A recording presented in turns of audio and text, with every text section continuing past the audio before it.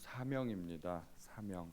하나님께서 주신 사명에 관해서 같이 나누어 보고자 합니다. 제가 예전에 TV에서 어떤 다큐멘터리 영화를 보았는데, 만약에 지구상에 있는 모든 사람들이 어느 날 갑자기 홀연히 사라지게 된다면 지구에는 어떤 변화가 일어나게 될까 하는 것입니다. 한 사람도 남김없이 모든 사람이 어느 순간 갑자기 사라지게 되면, 일단 집안에 있는 반려동물들이 스스로 살아갈 수 있는 능력이 없기 때문에 다 죽게 됩니다. 대부분 죽게 됩니다. 그리고 동물원에 있던 동물들도 다 죽게 되죠. 인간에 의해서 보살핌을 받던 모든 동물들은 다 죽음을 당하게 됩니다. 그런데 반대로 죽어가던 지구는 살아나게 된다고 합니다. 바다도 살아나가고 또 공기도 살고 이렇게 지구는 살게 된다고 합니다. 그리고 인간이 만든 모든 문명들, 건물과 도로와 또 교량과 댐과 이런 큰 규모의 건물들이 모두 서서히 사라지게 된다고 합니다. 조금씩 도로도 파손되고 건물도 무너져 내리고, 그래서 1년 뒤, 10년 뒤, 100년 뒤, 1000년 뒤 이렇게 시간적인 변화에 따라서 어떤 변화가 일어나는가를 보았는데, 한 10,000년 정도 지나니까 인간의 모든 흔적이 거의 깨끗하게 사라지게 되더라고요. 아무것도 안 남더라고요. 한 10,000년 정도 지나니까 인간이 이 지구상에 살았던 그 흔적조차 거의 남기지 않고 사라지게 됩니다. 그런데 인간이 만든 그런 물건이나 무형의 문화들 가운데 인간이 존재하지 않아도 의미가 있는 것들이 있을까요? 예를 들면 우리가 지금 보고 있는 강대상이라든가 에어컨이라든가 이런 방송 장비, 제가 입고 있는 옷이나 안경이나 시계나 그런 모든 유형의 것들이 의미가 있을까요? 사람이 없는데 그 가치를 바라고 있는 것이 있을 수 있을까요? 그뿐만 아니라 무형의 것들 있지 않습니까? 법과 질서, 언어, 각종 제도, 춤과 노래, 이러한 것들이 존재할 수 있을까요? 존재한다 한들 그것이 의미를 가질 수 있을까요? 인간이 만든 모든 문명과 문화 중에 인간이 없어지고 난 다음에도 의미가 있는 것은 하나도 없습니다. 왜냐하면 사람이 만든 모든 문명과 문화는 사람을 위해 만들어졌기 때문입니다. 사람이 뭔가를 만들었을 때 그것은 사람에게 유익하도록 뭔가 쓰임새를 위해서 만들어진 것입니다. 사람이 일부러 쓰레기를 만들 필요는 없지 않겠습니까? 뭔가 의미가 있기 때문에 그것을 만든 것입니다. 모든 물건은 저마다의 목적이 있고 사람에게 유익한 어떤 가치가 있는 것입니다. 그렇다면 하나님도 사람을 창조하셨다면 사람도 존재 목적이 있고 하나님께 유익한 어떤 가치가 분명히 있을 것입니다. 우리는 왜 생명을 받았을까요? 우리는 왜 존재하게 될까요? 죽지 못해 사는 것이지 그것은 정답이 아닙니다. 분명히 어떤 목적이 있습니다. 이사야서 43장의 말씀에 보면 이 백성은 내가 나를 위하여 지었나니 나를 찬송하게 하려 함이니라 말씀하고 있습니다. 하나님을 찬송하는 것이 하나님께서 사람을 만든 목적이고 우리의 존재 이유가 됩니다. 그런데 하나님을 찬송하는 것이 꼭 이렇게 노래를 불러서만 찬송하는 것이 아닙니다. 하나님께 예배하고 하나님께서 영광 받으시는 모든 일을 통하여서 하나님께서 찬송 받으실 수 있습니다. 예를 들어 군대를 보면 군대의 목적은 전쟁입니다. 전쟁이 없다면 군대가 존재해야 될 이유가 없죠. 공격하기 위해서도 군대가 필요하고 또 공격에 대한 방어를 위해서도 군대가 필요합니다. 군대의 최종 목적은 전쟁에서 이기는 겁니다. 그런데 모든 군인이 다 총 들고 싸우는 것은 아닙니다. 취사병은 밥을 하고 위생병은 부상병을 치료하는 역할을 맡았습니다. 운전병은 운전을 하는 것이 사명이고 또 통신병은 무전기를 다루게 됩니다. 직접 전투에 참가하는 전투병들도 있지만 전투병만 갖고 군대가 운영되는 것은 아닙니다. 모두가 전투를 한다면 누가 밥을 하고 누가 무전을 치고 하겠습니까? 그런 다른 역할을 하는 사람들도 있는 것이죠. 전쟁이라는 큰 목표를 위해서 군인들은 다양한 사명을 부여받게 됩니다. 우리는 그리스도인으로서 누구로부터 사명을 부여받게 될까요? 그것은 당연히 창조주이신 하나님이십니다. 하나님이 계시지 않는다면 우리의 존재 목적은 사라질 것이고 존재 의미조차 알 수도 없습니다. 하나님 나라의 영광을 위해서, 그 큰 목적을 위해서 우리는 전부 다 다른 역할을 부여받게 됩니다. 우리가 다 똑같은 역할을 하는 것이 아니라는 것이죠.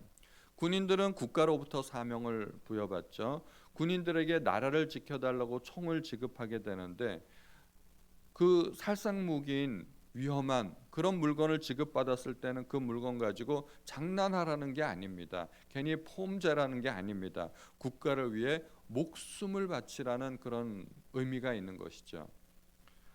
6.25 격전지 중에 오늘이 6월 25일이죠. 오늘이 6.25 발발 기념일입니다. 그런데 그 격전지 중에 강원도 철원에 백마고지라는 격전지가 있습니다. 전투가 얼마나 치열했는지 하루에도 수십 번씩 주인이 바뀌었다고 합니다. 전략적으로 너무나 중요한 고지이기 때문에 절대로 빼앗겨서도 안 되고 반드시 지켜야만 하는 고지였습니다. 그래서 북한군도 남한군도 이 고지를 점령하기 위해 치열한 전투를 벌였습니다. 원래는 산 꼭대기인데 누가 점령했든지 간에 서로 반대편에서 워낙 포탄을 많이 퍼부어 가지고 포탄 가루가 하얗게 산을 뒤덮었고 산 정상이 우묵하게 파여 가지고 마치 흰 말의 등과 같이 생겼다 해서 백마고지라는 별명이 붙었다고 합니다. 우리 그리스도인의 삶도 그런 치열한 전투적인 삶이 되어야 합니다. 그냥 대충 살아서는 안 된다는 것이죠. 그래서 디모데후서에서 바울은 사랑하는 후배 목사 디모데에게 너는 그리스도 예수의 좋은 병사로 나와 함께 고난을 받으라고 이야기합니다. 우리의 정체성은 병사, 군사입니다. 하나님 나라의 그 영광을 위해서 그 마귀의 나라와 맞서 싸우는 치열한 전투에 참여하는 군사입니다. 하나님 나라가 도래하게 되면 이 땅에 이제 전쟁이 더 이상 없어지고 완전한 하나님의 나라가 도래하게 되면 우리 각 사람은 하나님께 상을 받게 될 것입니다.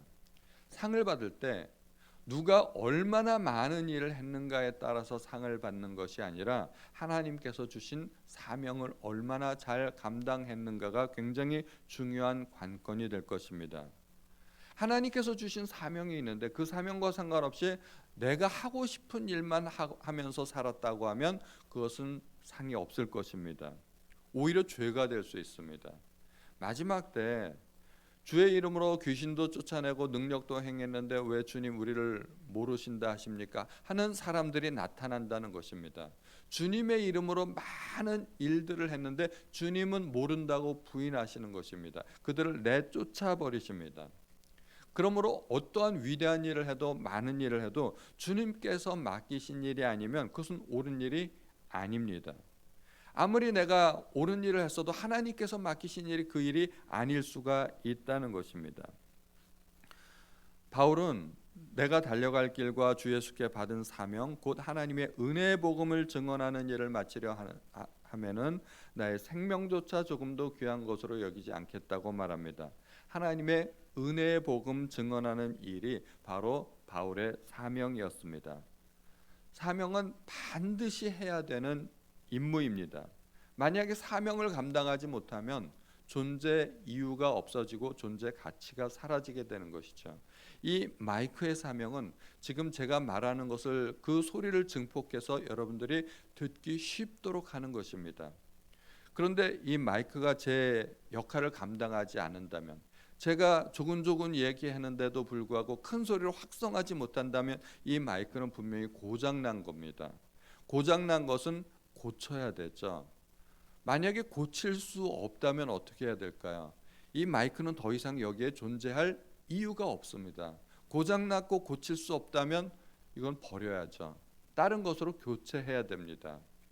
만약에 우리도 하나님께서 주신 사명을 감당하지 못하는 삶을 살고 있다면 우리의 삶은 분명히 고장난 삶입니다. 고장난 삶이고 하나님께서 보시기에 고쳐줘야 되는데 아무리 고치려고 해도 고침을 거부한다 그러면 하나님 보시기에는 쓸모없는 인간이 될 수도 있다는 것입니다. 사명은 하나님께서 우리에게 부여하신 어떤 임무입니다. 그리고 하나님께서 맡기신 것만 사명입니다. 내가 아무리 좋아하는 일이라도 그것을 내가 하고 싶다고 해서 나의 사명으로 내가 만들 수는 없는 것이죠. 사명은 내가 만드는 것이 아니라 위로부터 부여받는 것입니다. 그래서 바울은 그것을 나의 달려갈 길이라고 이야기합니다. 그 길은 바울이 부여받은 길이지 모든 사람이 부여받은 길은 아닙니다. 선교사님은 선교지에 나가서 복음을 전하는 일을 맡았는데 우리 모두가 그런 사명을 받은 것은 아니지 않습니까? 그래서 사람마다 사명이 다르다는 것을 우리가 인식해야 됩니다. 그래서 자기 사명을 부여받은 사람은 이것이 내 사명이구나 하고 확실하게 붙드는 사람은 다른 사람의 사명에 상관하지 않습니다. 비교하지도 않고. 어떤 사람은 큰 역할을 부여받았고 어떤 사람은 작은 역할을 부여받았을 뿐이지만 하나님께서 주시는 상급은 다 똑같을 것입니다. 바울은 고린도 교회에서 분열이 있는 것을 보고 나는 심었고 아볼로는 물을 주었다고 이야기하였습니다. 오직 하나님이 자라게 하셨다고 이야기하죠. 똑같은 설교자였고 똑같이 고린도 성도들을 양육하는 일을 맡았지만 둘이 서로 사명이 달랐던 것입니다. 그런데 고린도 교회 성도들은 그들의 사명의 차이를 모르기 때문에 두 지도자들을 서로 비교하고 누가 잘났네, 누가 말을 더 잘하네, 뭐 이런 것 가지고 비교하고 경쟁했던 것이죠. 사명이 다르면 비교할 필요도 없고 경쟁할 필요도 없습니다. 저는 설교하는 사명을 맡았고 반주자님은 피아노를 치는 사명을 받았습니다. 제가 피아노 못 치는 것 때문에 우리 반주자님한테 열등 의식을 느낄 필요가 전혀 없겠죠. 그 일은 제가 받은 사명이 아니기 때문입니다. 베드로는 유대인들에게 설교했을 때 한꺼번에 3,000명씩 5,000명씩 회개하는 역사가 있었습니다. 그것이 베드로의 사명이기 때문입니다. 바울도 유대인들을 사랑했습니다. 그들이 구원받기를 원했습니다. 바울이 유대인들에게 전도했을 때 어떻게 됐나요? 돌아오는 역사가 없었습니다. 오히려 박해가 있었습니다. 유대인들에게 복음을 전하는 것은 바울의 사명이 아니었기 때문이었습니다. 그래서 바울은 옷을 털어버리고 이방인에게로 가는 그런 하나님의 사명을 깨닫게 되는 것입니다. 사명은 하나님께서 나를 통해서 이루기를 원하시는 일입니다. 그 사명을 깨달았다면 누군가 하겠지, 절대로 그런 생각을 하면 안 됩니다. 이것은 내가 해야 되는 일이다, 그렇게 생각을 해야만 되는 것입니다. 그렇게 하나님께서 나에게 맡기신 사명을 깨달을 때 우리는 비로소 열등의식과 교만으로부터 벗어날 수 있게 됩니다. 내가 맡은 일이 큰 일이라고 생각이 되면 교만하게 되고, 작은 일이라고 생각하면 열등의식을 느낄 수 있지만, 누구에게나 하나님께서 은사를 주셨고 달란트를 맡기셨다는 것을 생각하면 그런 비교의식에서 벗어날 수 있게 되는 것입니다. 바울은 오늘 본문이 에베소에서 이제 그 3차 전도여행을 모두 마치고 예루살렘으로 돌아가면서 하는 말입니다. 바울이 예루살렘으로 간다고 했을 때 바울은 깨달았습니다.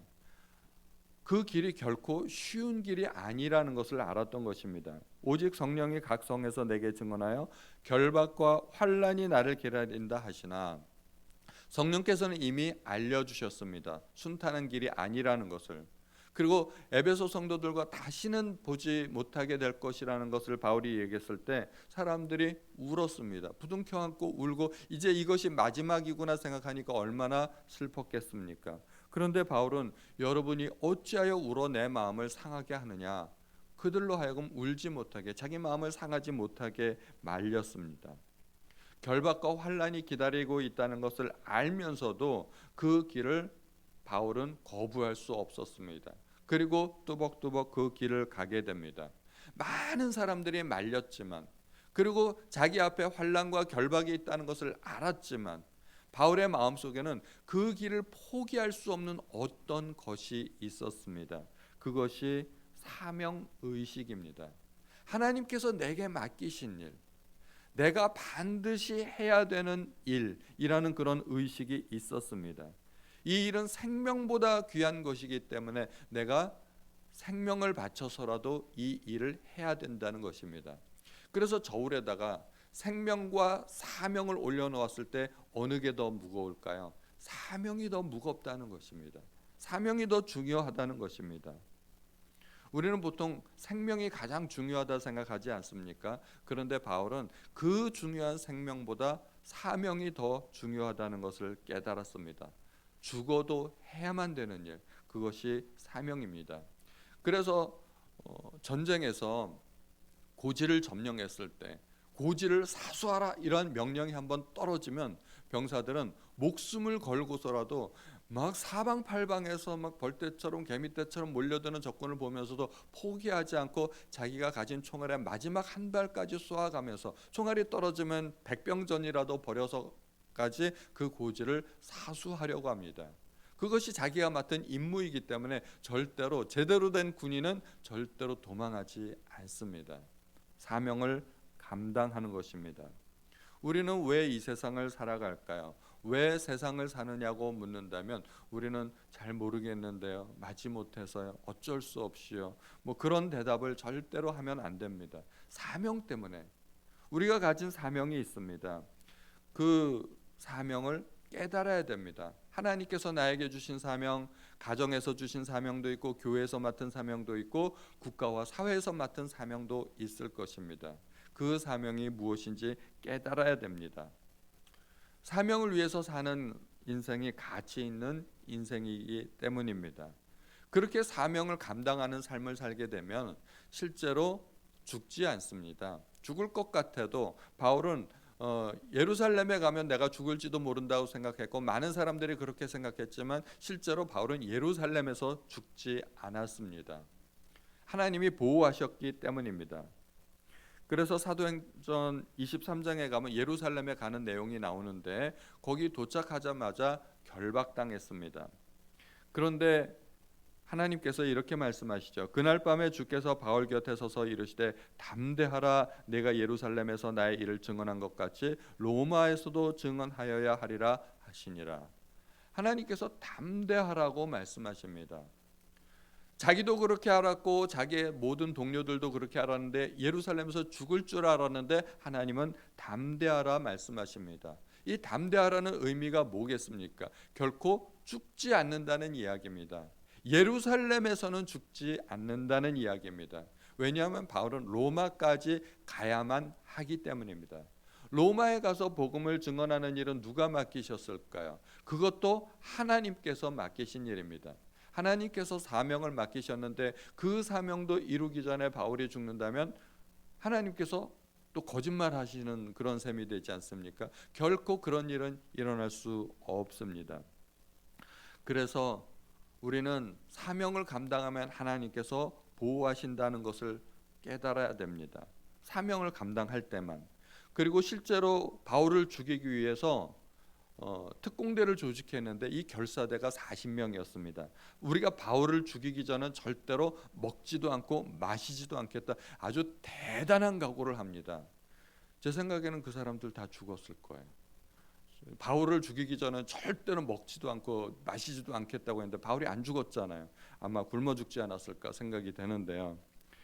적어도 40명의 사람들이 모여서 그런 대단한 각오를 했다면 그들은 그 목표를 이룰 수 있어야 하지 않을까요? 40명이나 되는 사람들이 그런 대단한 각오를 하고 결사대를 조직했는데 적어도 그런 정도의 대단한 각오를 했다면 그 일은 이루어지는 것이 상식적이라 생각이 됩니다. 그런데 그들은 바울에게 조금도 손을 댈 수 없었습니다. 하나님이 보호하셨기 때문입니다. 바로 그것이 사명을 감당하는 사람입니다. 우리가 아직도 살아있다는 것은 우리에게 남은 사명이 있다고 생각해도 되는 것입니다. 우리가 왜 살아있을까요? 하나님께서 지금까지 보호해 주셨고 아직도 내가 이루어야 될 사명이 있기 때문입니다. 가만히 생각해 보면 내가 죽을 수 없는 이유들이 다 있지 않습니까? 그 이유 때문에 우리는 사명입니다. 그런데 바울이 예루살렘에 와서 하나님의 명령에 따라 예루살렘에 오기는 했는데 예루살렘에 왔다고 해서 뭐가 그렇게 대단한 일이 벌어졌을까요? 바울이 복음을 전했을 때 그 복음을 듣고 유대인들이 그 베드로가 복음을 전했을 때처럼 3천 명씩 5천 명씩 뒤집어지고 회개하고 돌아오는 그런 놀라운 역사가 있었던 것은 아닙니다. 오히려 바울은 결박되고 그리고 옥에 갇혔습니다. 그런데 주님은 그 일을 뭐라고 표현했나요? 사명을 감당했다고 말씀하십니다. 내가 예루살렘에서 사명을 감당한 것 같이 로마에서도 복음을 증언하여야 하리라 말씀하시지 않습니까? 바울은 그냥 예루살렘에 와서 결박되고 옥에 갇혔을 뿐인데 주님은 그것을 사명을 감당했다고 복음을 증언했다고 말씀하시는 것입니다. 그래서 사명을 감당하는 것이 뭔가 대단한 일을 이루어야만 사명이 이루어지는 것은 아닙니다. 결과와 상관없이 주께서 하라는 일을 하시면 그것이 바로 사명을 감당하는 것이 됩니다. 그 바울의 메시지를 들은 사람들 중에 아무도 모르지만 어떤 사람들은 그 메시지를 듣고 회심했을 수도 있을 것입니다. 저는 오늘 이 시간에 말씀을 증언하는 사명을 맡았습니다. 제가 이렇게 말씀을 증언한다고 해서 우리 성도님들이 갑자기 어떤 삶이 변하거나 뒤집어지거나 그런 일이 없을 수도 있습니다. 아마 없을 겁니다. 그래도 저는 저의 가야 할 길을 가야 하는 것입니다. 그것이 사명자의 길이기 때문입니다. 바울은 그렇게 로마로 가게 됩니다. 근데 로마로 갈 때 어떠한 모습으로 가게 될까요? 죄수의 모습으로 가게 됩니다. 여행자도 아니고 방랑하는 사람도 아니고. 그래서 사도행전 27장 28장에 가면은 바울이 로마로 가는 그 여행의 모습이 나옵니다. 보통 사람들이 보기에는 바울은 여러 명의 죄수에 섞여 있는 그냥 평범한 죄수였습니다. 특별할 게 아무것도 없었습니다.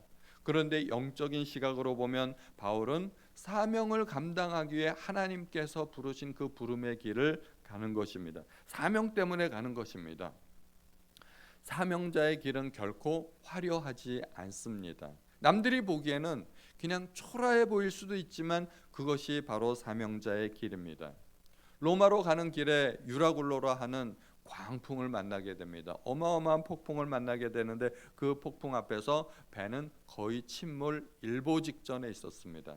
배 안에 있는 모든 짐을 내버리고 배를 운행하기 위해서 필요한 기구들까지 다 버렸는데 풍랑이 멈추질 않았습니다. 이제 다들 죽었구나 생각을 하는데 그날 밤에 하나님께서 또 바울에게 나타나십니다. 바울아 두려워하지 말라. 내가 가이사 앞에 서야 하겠고 또 하나님께서 너와 함께 항해하는 자를 다 내게 주셨다 하였으니 바울 때문에 그 배에 있는 모든 사람들이 안전하리라는 하나님의 말씀과 하나님의 보호하심입니다. 내가 가이사 앞에 서야 하겠고 그 지중해 한가운데에서 풍랑을 만나가지고 침몰하지 않는다는 이야기입니다. 하나님께서 가이사 앞에 서야 하겠고 하고 약속하셨고 명령하셨는데 그 약속과 명령이 이루어지기 위해서 바울은 로마까지 가야만 했고 그 배는 거기서 침몰하지 않는다는 이야기입니다. 놀랍게도 그 배는 침몰할 수밖에 없었습니다. 원래 침몰해야만 됩니다. 그런데 바울 한 사람 때문에 배 안에 있는 모든 사람이 구원을 받게 됩니다. 사명자 옆에 있으면 옆에 있는 사람도 덩달아 복을 받게 되는 것입니다. 사명을 피해 도망가면 어떻게 될까요? 요나가 있었죠. 요나는 사명을 피해 도망갔습니다. 그 배는 원래 안전한 배였습니다. 그런데 하나님께서 요나 때문에 풍랑을 일으켰습니다. 배 안에 있던 모든 사람이 죽을 뻔했습니다. 사명을 피해 도망가니까 그와 함께 있던 모든 사람이 죽을 뻔했고 배는 침몰할 뻔했습니다. 이렇게 사명을 감당하는 사람과 사명을 감당하지 못하는 사람 사이에는 엄청난 큰 차이가 있습니다. 하나님께서 에덴 동산을 창설하시고 아담에게 사명을 주셨죠. 생육하고 번성하라, 그 땅을 에덴 동산을 경작하라는 것이었습니다. 창세기 2장에서 아담은 그 에덴 동산을 지키고 관리하고 에덴 동산을 에서 일어나는 모든 일을 책임지는 그런 사명을 맡았습니다. 그 사명은 대단한 사명입니다. 하나님께서 하셔야 될 그 일들을 하나님께로부터 직접 부여받아서 하나님의 일을 대신하는 것입니다. 그런데 아담이 죄를 지었습니다. 죄를 짓고 나서 타락하게 되니까 땅을 경작하는 일이 그것이 사명이 아니라 노동이 되었고, 그 노동은 먹고 살기 위한 수단이 되었습니다. 형벌이 되었습니다. 예전에는 땅을 경작하는 것이 대단히 영광스러운 사명이었는데, 에덴 동산에서 쫓겨난 이후에는 그것이 형벌이 되었고 얼굴에 땀이 흘러야만 겨우 먹고 살 수 있게 된 것입니다. 에덴 동산에 있었을 때는 하나님께서 주신 사명을 감당하면 그게 먹고 살기 위해서 하는 일이 아니지 않습니까? 먹을 것은 사방에 널려 있었습니다. 사방에 널려 있었는데 하나님께서 주신 그 사명을 감당할 때 그 과일들을 먹을 수 있었습니다. 그런데 죄를 짓고 나니까 환경이 완전히 바뀐 것입니다. 먹고 살기 위해서 일을 하는 것이죠. 우리가 하는 일도 먹고 살기 위해서 하는 일이라면 그것은 사명이 아닙니다. 우리가 하나님의 일을 감당하게 되면 그 일에 가치가 달라질 것입니다. 그것은 하나님께서 주신 사명을 감당하는 일로 바뀌게 될 것입니다. 일도 그렇게 질이 바뀌게 된다는 것입니다. 그래서 고린도후서 5장에서는 그가 모든 사람을 대신하여 죽으심은 살아있는 자들로 하여금 다시는 그들 자신을 위하여 살지 않고 오직 그들을 대신하여 죽었다가 다시 살아나신 이를 위하여 살게 하려 함이라. 밖에서 볼 때는 똑같습니다. 삶의 모습이 그렇게 달라진 것 같지는 않지만 살아야 하는 이유가 달라지는 것입니다. 살아야 하는 이유가 달라진다면 그것은 우리가 사명자의 길을 걷게 되는 것입니다. 사명을 깨닫게 되면 삶이 달라지고 생각이 달라집니다. 생각이 달라져야 삶이 달라질 수 있다고 말씀드렸죠. 17살의 어린 나이에 형들에게 팔려왔던 요셉은 감옥에 갇혔을 때 자기가 왜 그런 삶을 살아야 되는지 이해할 수 없었습니다. 알 수 없었습니다. 그래서 감옥에서 그 왕의 두 신하를 만났을 때 꿈을 해몽해 주면서 그 중에 한 신하에게는 나는 여기에 억울하게 갇혔습니다. 여기서 풀려나거든 왕에게 상소해서 내 사정을 좀 알려주십시오 하고 청탁을 하게 됩니다. 나는 억울합니다. 나는 여기에 와야 할 이유가 없습니다 하는 것입니다. 바로에게 말 좀 해달라는 것입니다. 그리고 2년 후에 총리가 되었습니다. 2년 후에 다시 그 신하가 요셉을 기억해서 바로 앞에 나가서 총리가 되었습니다. 그리고 7년이 지나고 또 2년이 지났을 때 형들을 만나게 됩니다. 그때쯤 되니까 요셉은 모든 상황을 깨닫게 됩니다.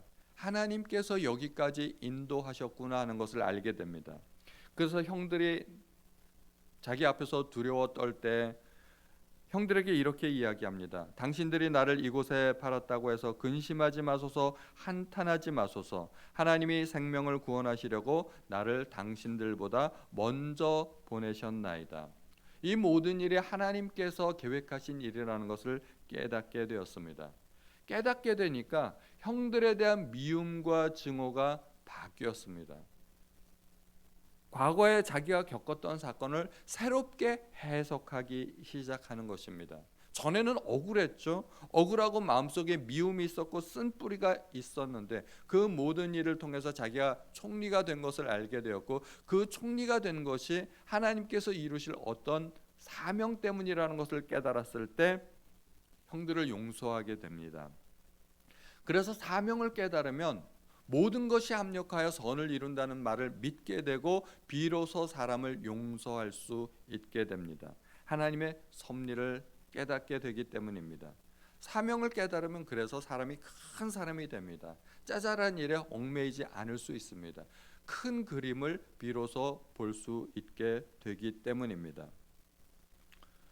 우리가 사명을 감당하면 하나님께서 사명을 감당할 수 있는 능력도 반드시 주실 것입니다. 예를 들면 첫 번째로 주시는 것이 은사입니다. 제가 피아노도 못 치는데 피아노 치는 사명을 하나님께서 저에게 맡기실 일이 이유가 없죠. 그래서 은사는 각 사람마다 다르게 부여받은 것입니다. 내가 만약에 다른 사람들보다 조금이라도 더 잘하는 것, 그리고 내가 좋아하는 일이 있다면, 그것이 다른 사람에게 또 유익을 끼칠 수 있다면 그것은 은사입니다. 그 은사를 활용하시기 바랍니다. 내가 좋아하고 잘하는데 다른 사람에게 유익이 안 된다 그러면 그건 은사가 아니에요. 내가 고스톱을 잘 친다, 이건 절대 은사가 아닙니다. 아무리 고스톱을 좋아해도 그 일을 하나님을 위해서 사용할 수 없습니다. 다른 사람들이 유익을 받지 못하기 때문입니다. 그리고 하나님께서는 우리에게 사명을 감당할 수 있도록 생명을 주셨습니다. 우리가 지금까지 살아있는 이유는 사명 때문입니다. 그리고 그 사명을 감당하게 하나님께서는 물질도 허락해 주실 것입니다. 선교사님들이 선교지에서 선교하실 때 모든 동역자들을 붙여주시지 않습니까? 그래서 동역자를 붙여주시고 재물도 붙여주시고 사명을 감당할 수 있도록 하나님께서 도와주신다는 것입니다. 이러한 것들을 우리는 소중하게 잘 관리해야 됩니다. 내가 가진 은사, 내가 가진 시간, 물질, 동역자, 내 주변에 있는 사람들 모두 귀하게 여겨야 됩니다. 사명을 감당할 수 있도록 하나님께서 도와주신 것들이기 때문입니다. 그래서 저는 우리 구역장님들에게 전에도 말씀드린 적이 있는데, 우리 구역장님들을 부르는 별명이 있어요. 우리 동지들. 저는 동지들이라고 불러요. 우리 주일학교 선생님들, 중고등부 선생님들도 저의 동지들이고, 우리 운영위원들도 동지들이고, 저에게는 이렇게 교회 안에서 함께 일을 이루어갈 수 있는 동지들이 있습니다. 우리 모든 성도님들이 동역자가 되고 서로 동지가 되어서 교회 어떠한 일에도 열어야 되는 분들이 없기를 바랍니다. 교회에서 우리가 맡은 사명, 가정에서 맡은 사명도 있고 사회에서 맡은 사명도 있지만 교회에서도 분명히 내가 맡은 아주 작은 일이라도 사명이 있을 것입니다. 그 사명을 귀하게 여기시고 깨달으시기 바랍니다. 그것을 깨달았다면 최선을 다해야 됩니다. 목숨 걸고 그 일을 하셔야 될 줄로 믿습니다. 우리 시간에 잠깐 하나님 앞에 기도하는 시간을 갖겠습니다. 하나님, 내 사명을 깨달을 수 있도록 도와주시기 바랍니다. 가정에서, 교회에서, 직장에서 나의 사명이 무엇인지, 나에게 주신 사명을 남들에게 돌리지 않도록 하나님 도와주십시오. 사명을 감당할 수 있는 투철한 사명의식을 주십시오.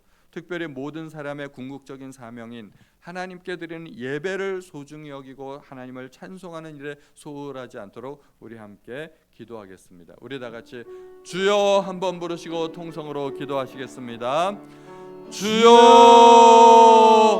하나님, 오늘도 우리에게 하나님께서 귀한 예배를 허락하여 주셨습니다. 아버지, 우리가 하나님 앞에 드리는 이 예배의 사명, 하나님께 영광 올려드리는 사명, 하나님을 찬송하는 사명을 소홀히 여기지 않도록 도와주시옵소서. 하나님, 우리 각 사람에게 하나님께서 은사를 주셨습니다. 달란트를 맡기셨습니다. 하나님, 그 달란트를 땅에 묻어두지 않도록 하나님 도와주시기를 바랍니다. 하나님, 달란트를 땅에 묻어두었을 때 하나님, 우리는 악하고 게으른 종이 되고 말 것입니다. 하나님, 다른 사람과 비교하지 않도록 도와주시고 하나님께서 내게 주신 그 사명을 목숨보다 더 중요하게 여기고 하나님, 그 길을 뚜벅뚜벅 가는 우리 모든 성도님들이 될 수 있도록 도와주옵소서. 하나님, 다른 모든 사람들이 열심히 최선을 다해서 일을 하는데 하나님 나라의 영광을 위해서 모두가 최선을 다하는데 나 혼자만 그 대열에서 열애되지 않도록 하나님 도와주시고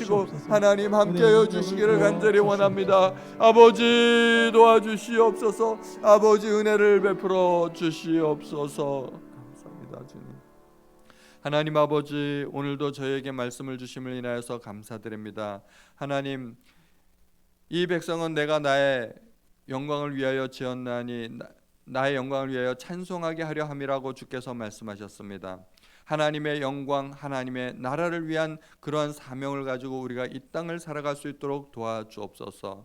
하루하루 무목적적으로, 무의식적으로 그렇게 살아가지 않도록 도와주시고 하나님께서 나에게 주신 그 임무를 완수하려는 마음으로 투철한 사명의식을 가지고 이 세상을 살아가는 우리 모든 성도님들 될 수 있도록 도와주옵소서. 지금은 우리 주 예수 그리스도의 은혜와 하나님 아버지의 크신 사랑과 성령님의 감화 감동 교통하심이 하나님께서 나에게 맡기신 사명을 완수하려는 투철한 사명감을 가지고 이 땅을 살아가기로 결단하고 다짐하는 우리 모든 성도님들 머리 위에, 가정 위에, 자녀들 위에 지금부터 영원토록 함께 하시기를 예수님의 이름으로 축원드리옵나이다. 아멘.